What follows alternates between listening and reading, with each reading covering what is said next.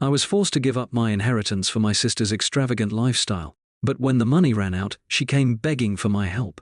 Little did she know, I had already planned my revenge.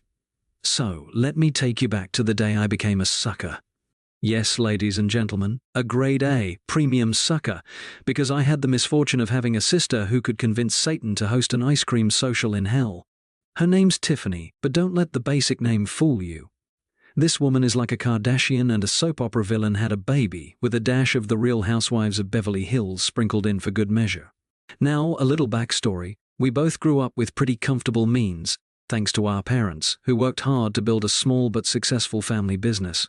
Dad was an accountant, Mom ran a boutique, and together they accumulated a decent chunk of change that was set to be split between Tiffany and me. Sounds fair, right?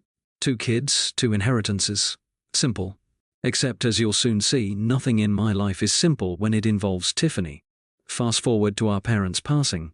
The will was read out, and we were both set to receive half of everything. I, being the humble and responsible younger sibling, decided to use my portion wisely. Investments, savings, maybe even starting my own business like our parents did.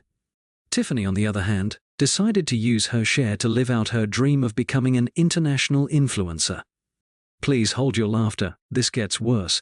It started with the cars.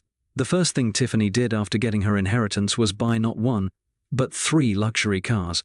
She couldn't decide between a Mercedes, a Tesla, and a vintage Corvette. Why choose when you can just burn your money and get all 3? I'm pretty sure she still doesn't know how to parallel park. Then came the trips. Oh God, the trips. She wasn't content with just going to Paris.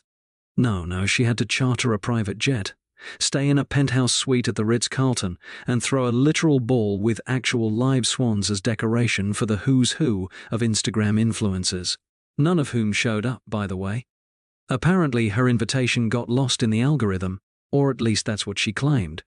I have my suspicions that no one actually knew or cared who she was. As Tiffany's finances quickly dwindled, she didn't bat an eye. She simply continued to make increasingly absurd decisions. There was the time she spent $50,000 on a single pair of diamond-encrusted high heels that she never wore because they hurt her feet, and the time she bought a yacht despite living in a landlocked state. And let's not forget her attempt to open a spiritual healing retreat in the desert, which collapsed when her business partner turned out to be a con artist who only wanted to steal her crystals. Needless to say, within 2 years, Tiffany's bank account went from queen of the world to peasant in need of a bailout. I'd been living my best life at this point, working steadily, growing my investments, and generally being a responsible adult. That was until Tiffany came knocking. Actually, scratch that, Tiffany didn't knock. She crashed into my life like a wrecking ball made of Gucci and desperation. It all started with a phone call at 2 a.m. I picked up, groggy and confused, only to hear Tiffany sobbing so hard I could barely understand her.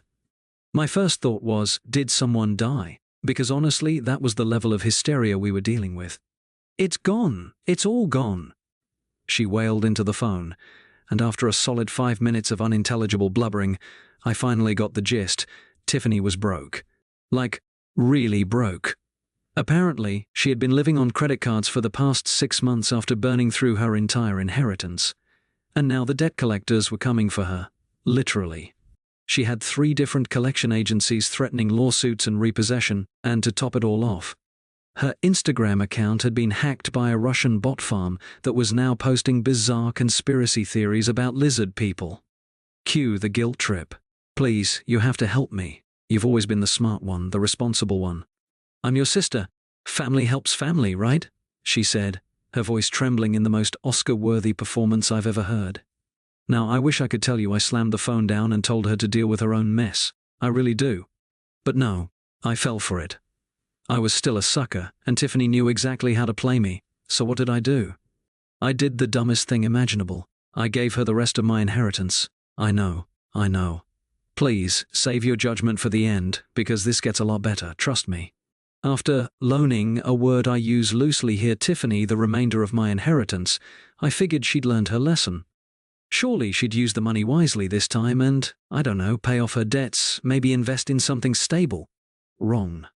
Within 3 months, she had blown through that money as well. This time, it was an emergency facelift, a week-long retreat to Bali and, wait for it, an attempt to become a DJ/fashion guru, which consisted of her throwing a single party that no one attended because she double-booked it with a monster truck rally. I didn't even ask how that happened. But here's where the fun really starts. Because, unbeknownst to Tiffany, while she was out living her train wreck of a life, I'd been making plans. Long, intricate, beautiful plans for revenge. It all started when Tiffany's lifestyle choices made their way into the local news. You see, while she was busy ruining her life, I was busy becoming friends with a few local journalists. Harmless lunch meetings, some shared gossip, nothing too suspicious. I didn't directly feed them information about Tiffany's antics, I'm not a monster, kind of. But I might have hinted at where they could find the juiciest stories. Soon the headlines started rolling in. Local influencer throws lavish party no one attends. Wannabe DJ sister of responsible businesswoman faces bankruptcy. And my personal favorite. Heiress buys yacht in landlocked state. Is this the end of her fortune? Now, you might think this was enough to break Tiffany's spirit, but no. She's like a cockroach in an apocalypse, she just wouldn't die. Her response to the media disaster was to double down on her influencer persona. She started calling herself the Phoenix because she was going to rise from the ashes. In case you're wondering, she did not rise. She more or less face-planted into the ashes, but we'll get to that. Around this time she came to me yet again begging for help. This time, however, I was prepared. I told her I'd help her rebuild her image and finances, but there would be conditions. Strict conditions. Condition 1, she had to sign over power of attorney to me. She hesitated, but I spun some convincing tale about how this was all just legalese and that it was for her protection. She bought it. Condition 2, she had to let me manage all of her finances. Again, she wasn't thrilled, but by this point, she was so desperate that she agreed. Condition 3, she had to get a real job.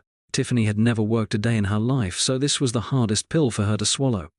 But I convinced her that a regular job would be the best way to show her followers that she was a down-to-earth, relatable queen. Her words, not mine. She hated the idea but agreed after I told her she could still wear designer clothes to her minimum wage job. And so, Tiffany found herself working as a cashier at a local grocery store. It was glorious. The first week, she cried every night because, in her words, the fluorescent lights were ruining her skin. The second week, she nearly quit after a customer called her honey in a condescending tone. By the third week, she was practically begging me to let her quit, but I reminded her of the rebuilding her image plan. Of course, I had no intention of letting Tiffany rise again. I had something much better planned. With Tiffany distracted by her new career, I set my final plan into motion. I took what little was left of her finances, paid off her debts, and quietly funneled the rest into a trust fund for myself.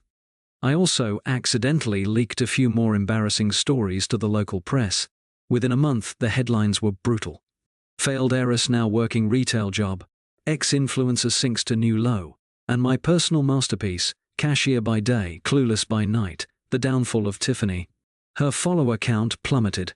She went from thousands of likes on her posts to just a handful of pity comments. The Instagram algorithm had forsaken her, and without her lavish lifestyle, she was no longer interesting to anyone, not even to herself. Finally, Tiffany came to me, completely broken, and asked me to help her start over. But this time, I didn't take the bait.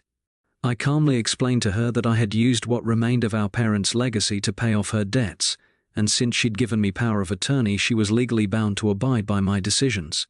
Then I handed her a letter, my lawyer's letter. It detailed how, thanks to her carelessness, I was now the sole beneficiary of our family's remaining assets.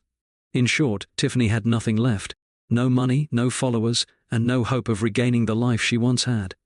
She was, for the first time in her life, powerless. And me? Well, I was free from her chaos, free from her guilt trips, and finally, blissfully wealthy again. So, Reddit, am I the asshole for pulling the ultimate long-con revenge on my sister? Because let me tell you, it was worth every single penny.